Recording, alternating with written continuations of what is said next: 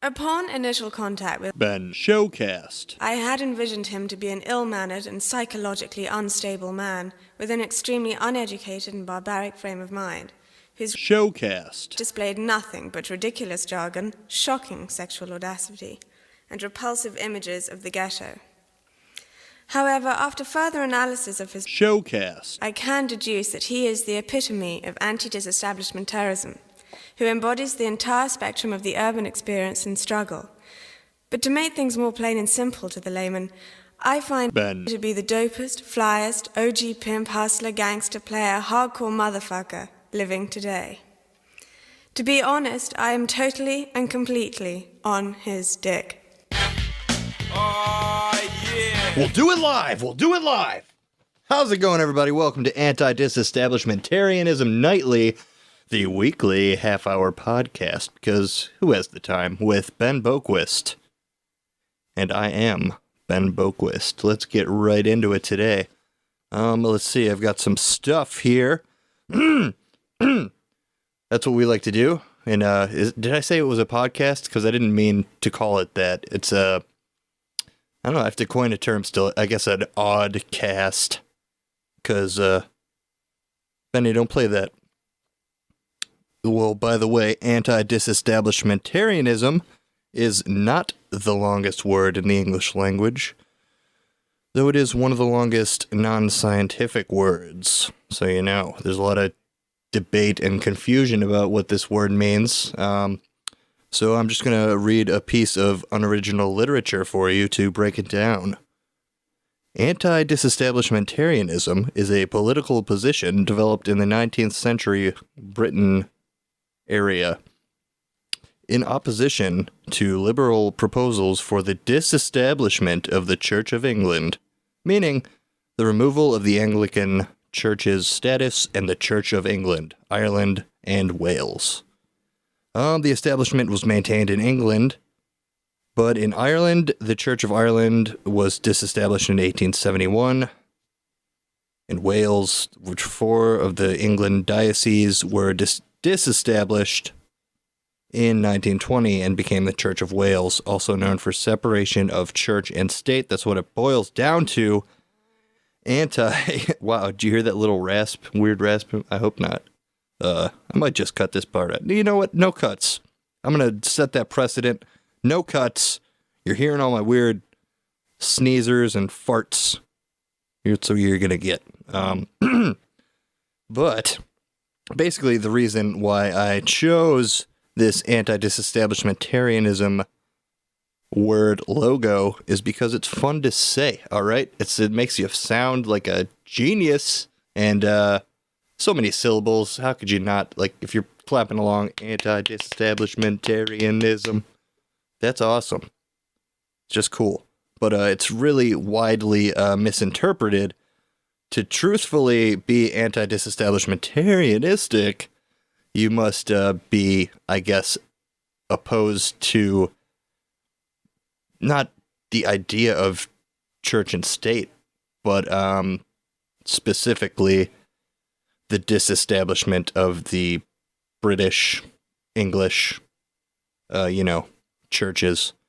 So, screw that. And I think basically means right now it's been adopted as a buzz term for someone who is anti-establishment, which I think is what Ice-T meant in the opening segment here. But it's actually anti-disestablishment.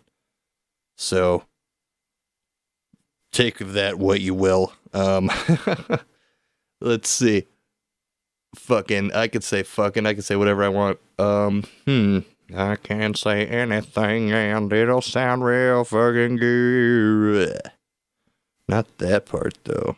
I lost my train of thought. So, yeah. But basically, people misinterpret it as just being a toting anti-establishment person, where double negatives go against that. It also kind of, in my mind, speaks to just the human nature of politics and how stupid it becomes. Like, I'm building an establishment. And then, like, people come and they're like, we are going to disestablish that. And then, like, the same people come back and they're like, nope, because we are anti-disestablishmenting that. And, wait, why don't we just call ourselves establishmentarianists? Because that's not longer than disestablishmentarianism. It needs to be longer. Blah. So, that's basically how I picture that word coming into fucking, our conscience. Wow, what a doozy. Okay, but yeah, if you haven't realized by now, this podcast show, god damn it, I did it again, this oddcast, yeah, how about that one, this oddcast, twofer, is basically me just spewing random stories and whatnot, just basically reading completely not reading, I don't read on air, I read it beforehand and recite it from knowledge, obviously. But, I've got a lot here.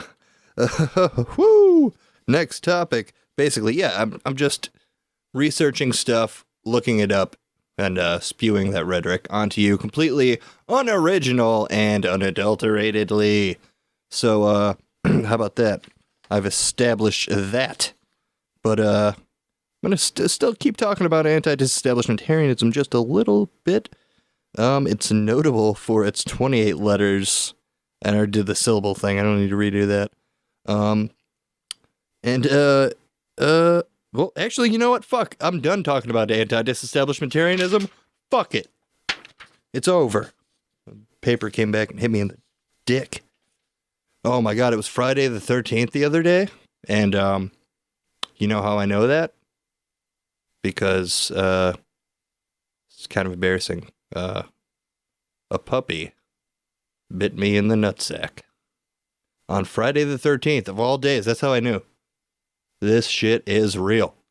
But you actually know how that, I just read this somewhere, that one instance of that being a bad day is that the Knights Templar was accused of witchery by the French king and burned at the stake on a Friday the 13th, so I don't know what merit that holds, or who gives a fuck, right? Okay. The Puerto Rican debt crisis. That's what I'm going to talk about for basically the next fucking 30 minutes, so get ready. And I'm going to try to stop using the F word, because I do have free reign with it, but, you know, it's not nice. It's just not nice. It's I don't give a shit about that, but it's just, you know, it's not eloquent for this showcast. A lot of mouth noises. That's going to be a staple to this show as well. Okay, so I'm going to talk about Puerto Rico. I don't know if anybody has heard about this, because no one is talking about it. Puerto Rico is royally screwed up right now with their debt situation. A lot of people migrating out of there, and just overall poverty-stricken, and a huge decline, whatever decline the U.S. has seen, it's been tenfold in Puerto Rico, and it's just ridiculous that it's basically just swept into the Bermuda Triangle there. So let's see, let's read, you just fucking listen to this, okay? Puerto Rican debt crisis is an ongoing financial crisis, and it's related to the amount of debt owed to the government, or by the government of Puerto Rico. The island has more than $70 billion US of outstanding debt, with a debt to GDP ratio of about 68%, which, if you looked up what that means, I'm sure it's pretty bad. In February 2014, various American credit rating agencies downgraded the government's debt to non-investment grade. So stay out of Puerto Rico. This is American Credit Ratings Agency. You should not invest in Puerto Rico. So fuck these mouth noises. And I said the F word again. Okay, the crisis that caused Puerto Rico's government to adopt the policies that will ideally reduce costs drastically, increase revenues, and spark this spark economic growth, and that is good. that would be good. The Puerto Rico's economy has been described as precarious, weak, and fragile, and aggravated by a social distrust and unpleasantness. On August 3rd, 2015, Puerto Rico. I'm not going to edit this at all. You're all going to listen to all of this. Everybody. Hi, Mom. Okay, so August 13, 2015, just last year, if you're listening to this in the now time, Puerto Rico defaulted on a $58 million bond payment to the Public Financing Corporation, a subsidiary of the Government Development Bank, while other financial obligations were met. So, okay. Basically, they defaulted on last year, and I'm pretty sure something else came up recently. They defaulted again. It doesn't really merit I'm sorry. I'm for burping. This is serious bullshit going on to our brothers down there. Okay. In the beginning of the... Let's take it back. All the way back to the beginning of Puerto Rico. What is Puerto Rico? Why is it like a weird little state, not state thing going on? And I am going to try to get through that with you guys today. So go step with me into the Wayback Machine. And we'll go back to the 16th century, the Spanish lords colonizing Puerto Rico and spreading the Catholic faith through indigenous conversations. In 1898, Puerto Rico was ceded to the United States at the end of the Spanish-American War. Prior to that, the people of Puerto Rico enjoyed Spanish citizenship. After Puerto Rico was no longer part of Spain, the people in Puerto Rico effectively lacked citizenship from a sovereign country after it was ceded. So basically, Puerto Rico's just sitting here in limbo, like, hey, we're people. We're from a place. It is Puerto Rico, man. I'm sorry, it's just, I can't help it. Okay. Among the rights... Oh, wait. After they were not citizens of anywhere in particular, the U.S. Supreme Court reaffirmed Puerto Rico citizenship in 1904. So its ruling in Gonzalez v. Williams denied that Puerto Ricans were United States citizens and labeled them as non-citizen U.S. nationals. This ruling effectively restricted Puerto Ricans from being drafted into the U.S. Army or, signing up in general. And because of this and amid other local and mainland interests, Congress later enacted the Jones-Shafroth Act on March 2nd, 1917, right on the brink of World War I. And this made all Puerto Ricans actual American citizens. How about that? And, by the way, now they could go hang out with Uncle Sam in the Army for the World War, the World's War I, which is pretty crazy. But more on that in our next segment, which is going to be intense. Or maybe not. I don't know. Maybe it's just going to be a bunch of crap. Who cares? First time. Give me a break. Jesus. Take them out. Freedom of speech, motherfucker. Okay. Something for the kids.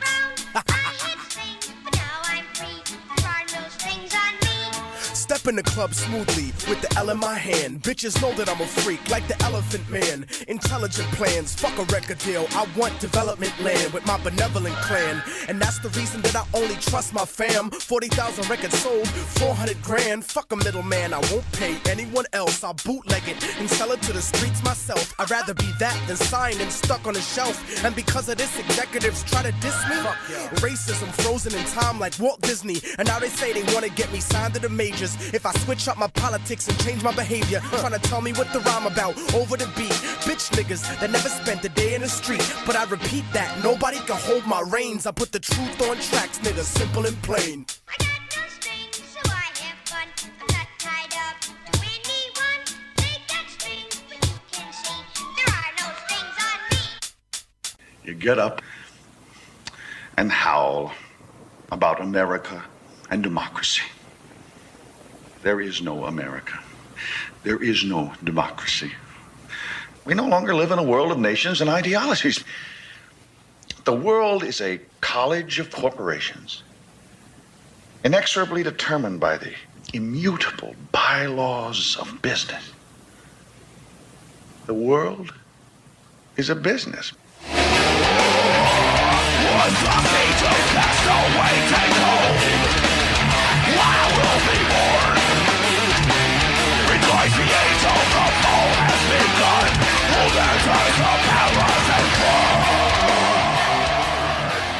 Okay, and back to it. Welcome back to Antidisestablishmentarianism Nightly, the weekly half-hour podcast showcast with Ben Boquist. And I am Ben Boquist, so let's get started. Puerto Rico, what the hell happened there?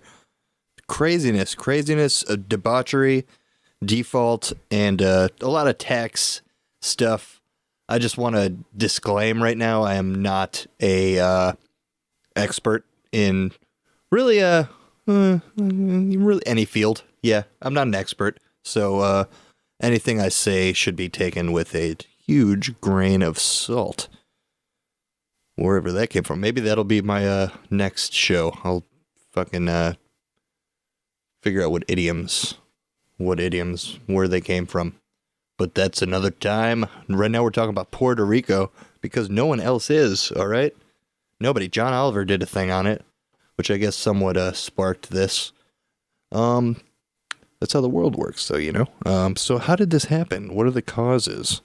Many reports claim that the Merchant Marine Act, we heard about that one in 1920, better known as the Jones Act, imposes significant costs to Puerto Rico.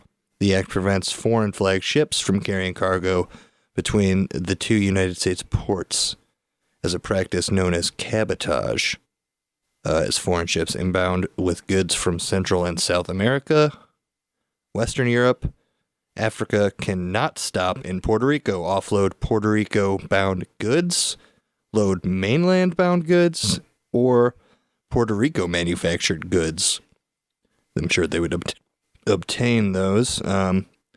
They continue to, and obviously, so these ships sail from South America right past Puerto Rico, but they're like, yeah, you can't stop there.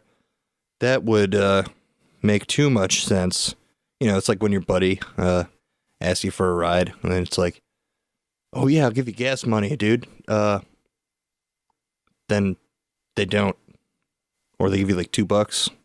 I don't know, it's not like that at all, but still kind of bullshit. I mean, so basically these ships have to go around Puerto Rico, can't drop anything off there because of some 1920 act, better known as the Jones Act.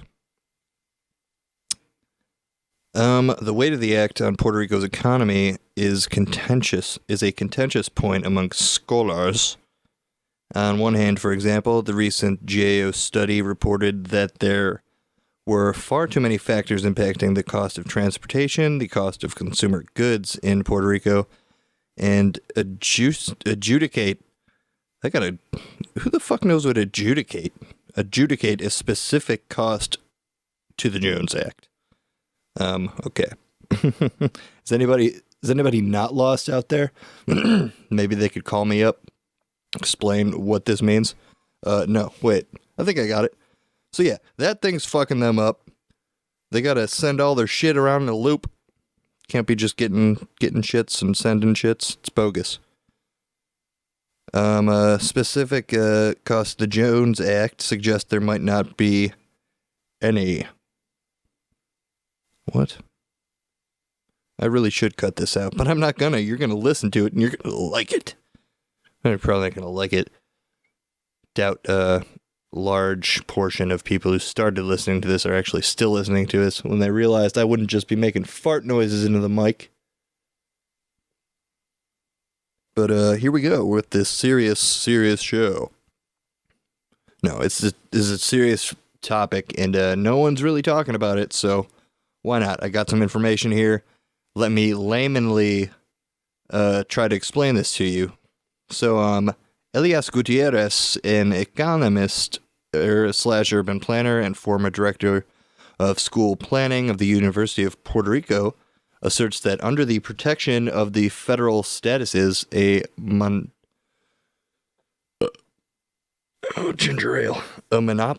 has been siphoning scarce resources from the poorest U.S. jurisdiction to sustain a segment of U.S. industry that has become uncompetitive due to precisely the protection it has enjoyed.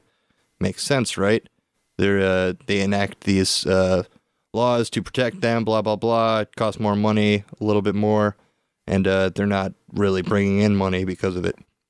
He further explains that although the Commonwealth of Puerto Rico and the United States should be considered as the senior partners in a common market, the cabotage laws, in practical terms, constitute a protective barrier that favors Mexican and Canadian ports of origin and destination against producers in Puerto Rico.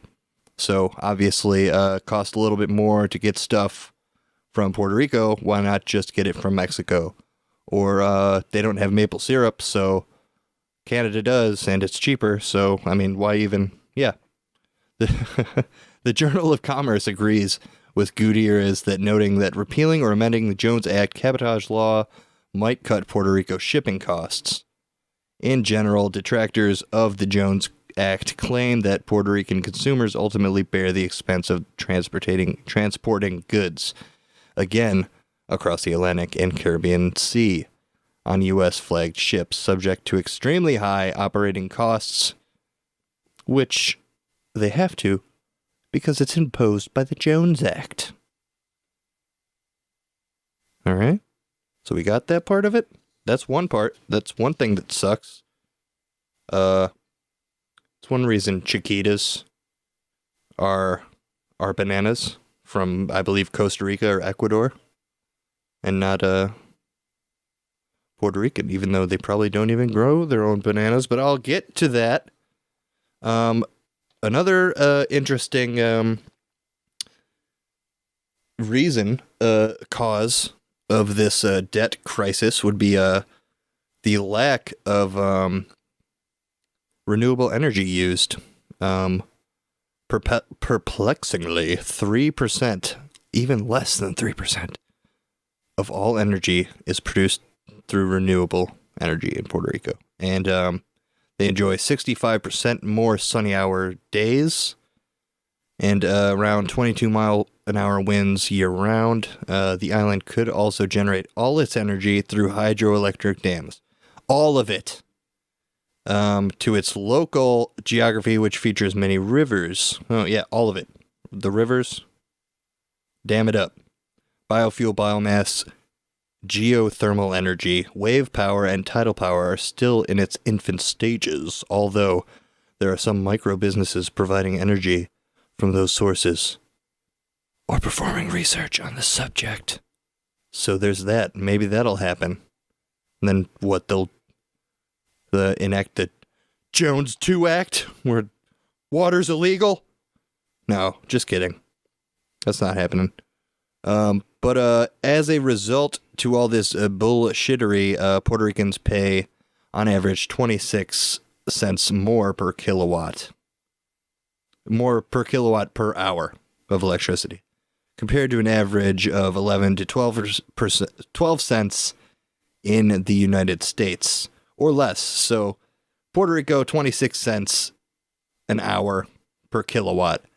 U.S. everywhere, 11, 12 cents. I'm guessing that on average, Americans might be worth a little bit more, so that would obviously take a toll. If you've ever gotten a 50-cent raise and seen the difference in your paychecks, you will understand this. It adds up. Puerto Rico, that is at an enormous disadvantage when compared to other states that produce electronic power. At less than half of Puerto Rico's price, electric utility costs ultimately create a ripple effect on the economy as it adds to the cost of living. adding up, and the cost of doing business adding up. For example, 20% of Bacardi's expenses on the island come from electricity. 20% of a company's expense comes from electricity, while the other company that owns all Wendy's, Applebee's, and Longhorn Steakhouse on the island simply opted to keep the lights and air conditioning off in certain areas when employees arrive. A similar situation occurs with Puerto Rico's comparably high water utility prices. So that blows. The state, despite a much weaker economy, also adheres to the U.S. minimum wage, which increases labor costs. One study commissioned by the local government, for example, concluded that employers are disinclined. God damn it. I'm sorry to start and stop like this. I'm just really gassy. Oh, this is the news. Okay, all right. Despite... So they have to adhere by our minimum wage, which means that they got to pay them peoples. And that's hard. It's hard to do. Employers don't want to do that, and basically, it doesn't add up to Puerto Rico's needs for minimum wage. Puerto Rican citizens' need for minimum wage, that is. And then another doozy, which I kind of feel like is, I don't want to just throw stuff. Panama file-esque is this triple tax exempt status. So interest income paid to owners of bonds issued in the government of Puerto Rico and its subdivisions are exempt from federal, state, and local taxes, so-called triple tax exemption. Unlike most other U.S. triple tax exempt bonds, Puerto Rican bonds retain tax exemption regardless of where the bondholder resides in the United States. Let that sink in. Okay. A marketing and sales advantage consequent. Goddamn, I sound like an idiot when I say half the word. Consequent. It's just a weird. Okay. I'm not reading anything. This is my memory too. I'm definitely not just a popular website or anything. Whatever. I'm not making any money. All right, people. I'm just getting information out there. It's your duty to burn this for all your friends. Triple tax exemption. These exemptions are available to bondholders that reside within the states or the municipal subdivision that issues that bond. Triple tax exempt bonds are considered subsidized because bond issuers can offer a lower interest rate to satisfy bondholders. As a result, Puerto Rico can issue more debt. So how about that?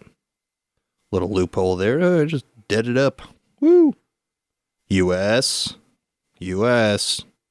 Have you cleaned your Puerto Rico?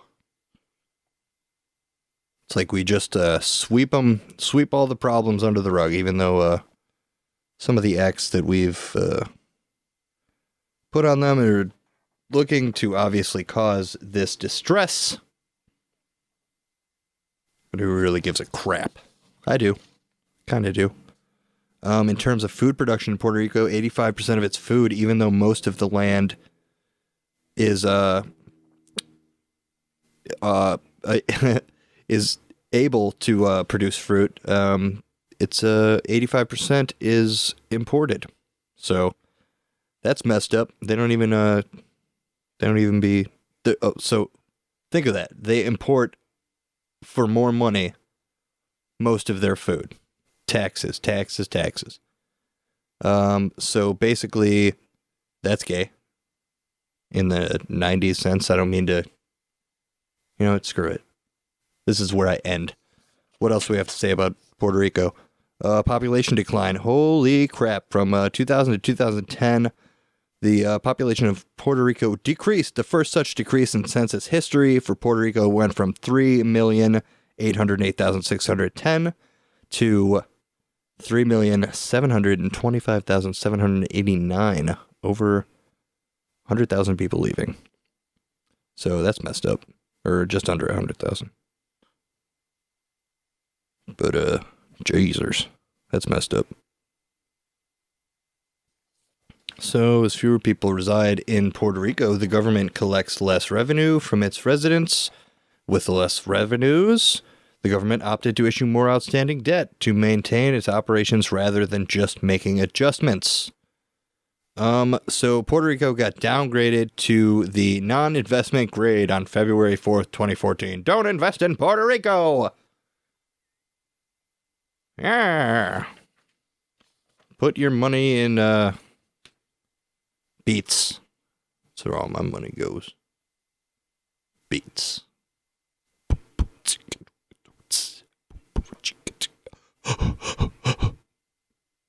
Not like those beats, like red beats.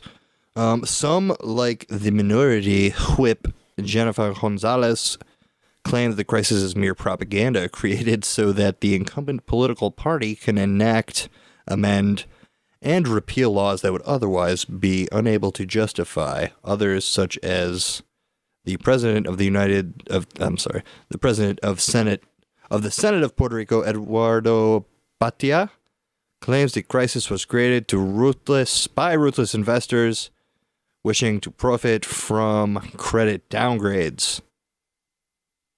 That makes sense too. It's possible. Conspiracy theory.